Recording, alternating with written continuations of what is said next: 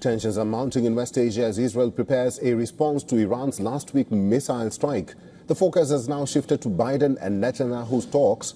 The two leaders spoke to each other a short while ago. The talks come as Biden has been unhappy with Netanyahu for keeping Washington guessing on its next moves or plans.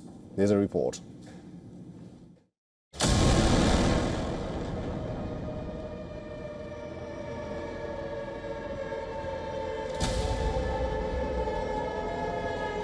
Right now, Israeli armed forces are mostly concentrating their fire on Hamas in Gaza and Hezbollah in Lebanon.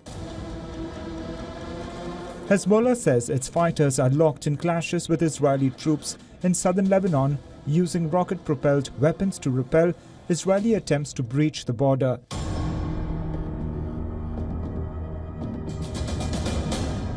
Israel is preparing to retaliate for a missile strike launched against it last week by Iran. When and how Israel will choose to retaliate? Will it choose to strike Iranian nuclear sites or oil rigs? This will be a difficult mission. Israeli fighter pilots would have to travel over 1,000 miles to reach their targets in Iran. Much of that flight would be through potentially hostile airspace. But the bigger issue could be the potential diplomatic fallout. Iran most likely will retaliate. That could mean further escalation at a time of region-wide war. Netanyahu vows that Iran will pay for the attack. Despite US pleas to avoid targeting Iran's oil infrastructure or nuclear sites, Israel remains tight-lipped, leaving Washington in the dark. Israel conducted a surprise strike on Hezbollah chief Hassan Nasrallah without prior notice to Washington. The strike not only caught the United States off guard, but disrupted diplomatic efforts aimed at brokering a ceasefire. We support Israel's efforts to degrade Hezbollah's capability, but yes, ultimately we do want to see a diplomatic resolution to this conflict. We believe that is ultimately the only resolution that will provide real, lasting security to both the Israeli and Lebanese people.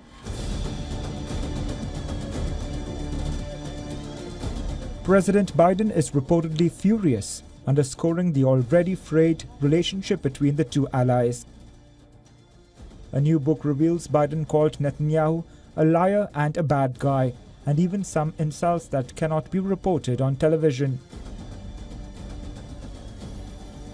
Israeli Defense Minister Yoav Gallant, who has a good working relation with his American counterpart, Lloyd Austin, was scheduled to visit Washington, but the visit was postponed at the last minute. US officials worry that Israel's next move could set off a chain reaction, drawing other regional powers into the conflict, as Israel holds its cards close. Even the United States finds itself on edge, left to speculate on how far its ally will go in its latest face-off with Iran. Bureau Report, WION, World is One. Susan Teherani is our correspondent from the United States. She is now joining us live from New York. Hi, Susan. We do understand that this anticipated talk lasted for 50 minutes between Netanyahu and Joe Biden. What is the White House saying? Much. We do know that, as you mentioned, Prime Minister Netanyahu spoke with Joe Biden and Kamala Harris ahead of an Israeli cabinet vote on the response to Iran's missile attack against Israel, which happened last week. This is after the Israeli leader called off his defense minister's trip here to the United States. We are told that Israel has not yet briefed U.S. military officials on its plans regarding that retaliation against Iran, but it could come at any day. All right. Do we know what they talked about? Was Iran mentioned in these talks, or the White House has not responded yet to that conversation? There hasn't been a readout yet, Eric. Yeah, there hasn't been a readout yet of their discussion. We're hoping to get something very soon, very shortly, at least from the White House. But we do know, as far as our sources are telling us, that this conversation was ahead of the Israel cabinet meeting regarding how to retaliate against Iran. So, this was an important conversation, and the Prime Minister and President Biden hadn't spoken for weeks, if not over a month.